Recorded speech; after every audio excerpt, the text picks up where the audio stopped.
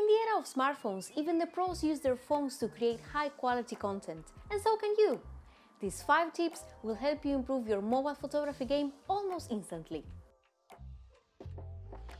First things first, make sure before you start shooting that you're cleaning your lens. I know this sounds like the most irrelevant piece of information that I could give to you, but trust me when I say this, most people tend to forget.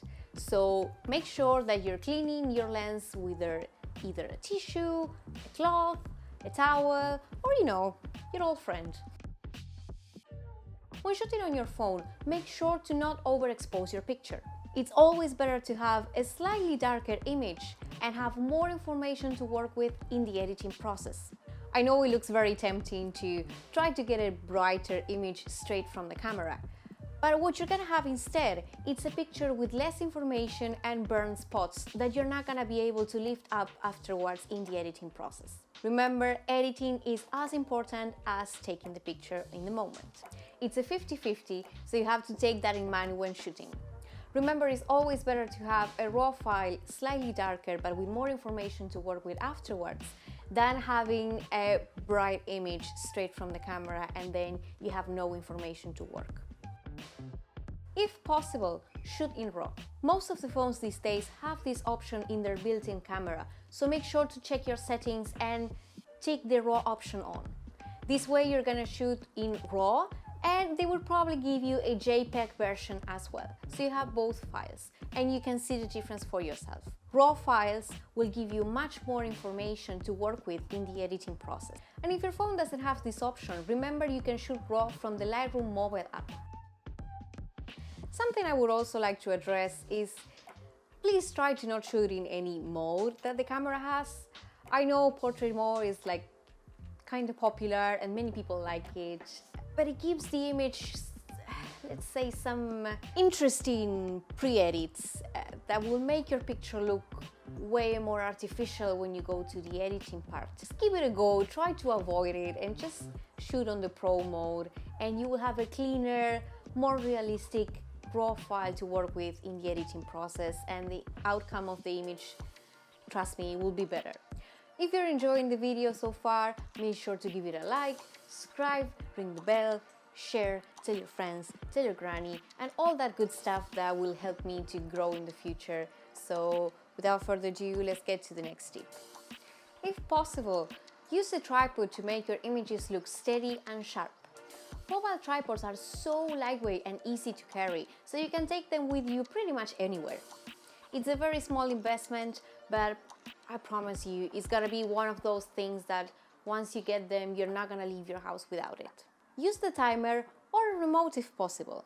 This will ensure that you don't get any shaky images during the process of your shooting. And having a remote as well is almost like having a best friend, because if you're by yourself and you need to take your own pictures, it will save you time, it will save you headspace, and you can just make sure that you're only focusing on your posing, and that's it. You don't need an Insta boyfriend.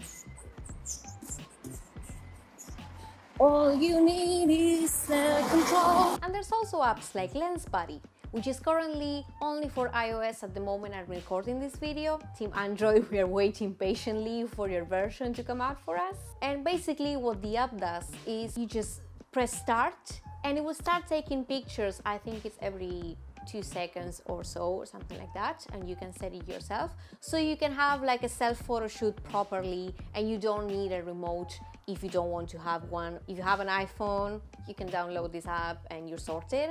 And for Android, I hope this is a reality for us soon as well.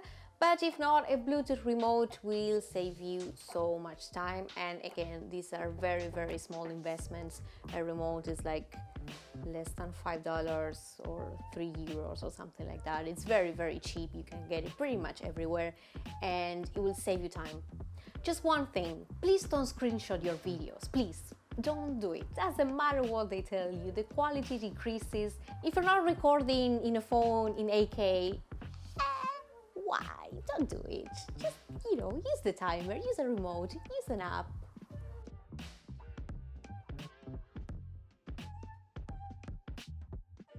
Avoid zooming in from the phone to frame your image. It's always better to take the picture with your prime lens, and then if you need to crop in, you just do it in the editing process. This way, you're gonna avoid losing quality or steadiness in your picture. These simple tips will help you achieve a good base file to work with and have an easier editing experience. Wanna know how to edit these beautiful pictures you just took?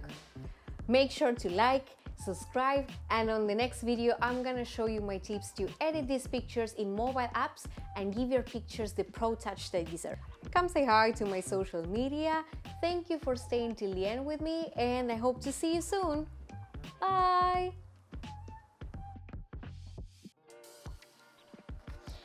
Hey, hope to see you soon.